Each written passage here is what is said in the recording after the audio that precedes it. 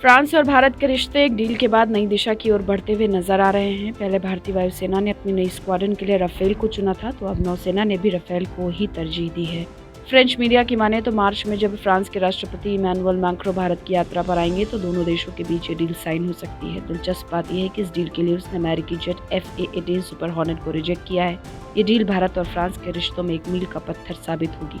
रक्षा सूत्रों की माने तो नौसेना ने 26 राफेल M के लिए कई अरब डॉलर की फ्रांस के साथ डील की है।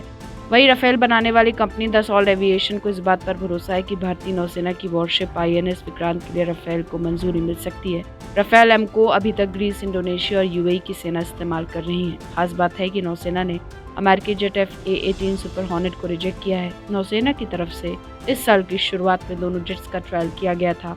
इस ट्रायल की एक विस्तृत रिपोर्ट दिसंबर में भारत के रक्षा मंत्रालय को सौंपी गई थी। दोनों फाइटर जेट्स को गोवा स्थित नौसेना के बेस INS हंसा पर टेस्ट किया गया था। नौसेना ने राफेल को ही क्यों चुना, इसकी बात करें तो नौसेना का मानना है कि राफेल उसकी ज़रूरतों को कई ज़्यादा बेहतरी से पूरा कर सकता है। नौसेना अपने बेड़े में पुराने पड़ चुके रूस के 43 फाइटर जेट्स MiG-29K और MiG-29KUB को हटाना चाहती है। कई एयरक्राफ्ट का नाम नौसेना के दिमाग में था, लेकिन फाइनल रेस राफेल M और F-18 के बीच थी। फ्रेंच नेवी के पास इस समय 240 राफेल M जेट हैं। इन जेट्स को दसॉल्ट ने साल 1986 से निर्मित करना शुरू किया था।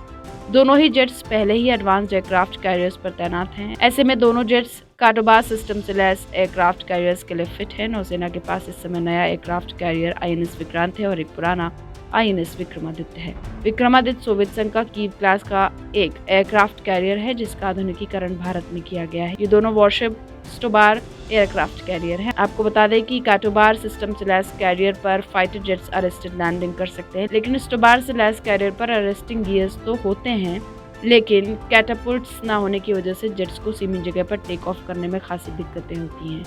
इसकी जम की मदद से दोनों कैरियर्स पर जेट्स टेक ऑफ कर पाते हैं। राफेल M ने यहीं पर बाजी मारी। INS विक्रमादित्य पर इस समय नौसेना ने अपने MiG-29 का बेड़ा तैनात कर रखा है।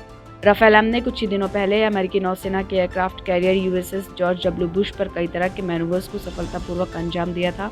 सुपर हॉर्नेट और राफेल M दोनों ही active electronic scan array radar से लैस हैं। राफेल M में RBE-2AA रडार फिट है। ये रडार हवा, समुद्र और जमीन पर टारगेट को स्कैन और ट्रैक कर सकती है। राफेल M अपने विजुअल रेंज की वजह से सुपर हॉर्नेट पर भारी पड़ता है। हमारी इस रिपोर्ट पर आपकी क्या राय कमेंट सेक्शन में लिखकर जरूर बताएं। देश दुनिया से जुड़ी तमाम बड़ी खबरों के लिए सब्सक्राइब करें हमारा डिजिटल चैनल TV9 भारतवर्ष।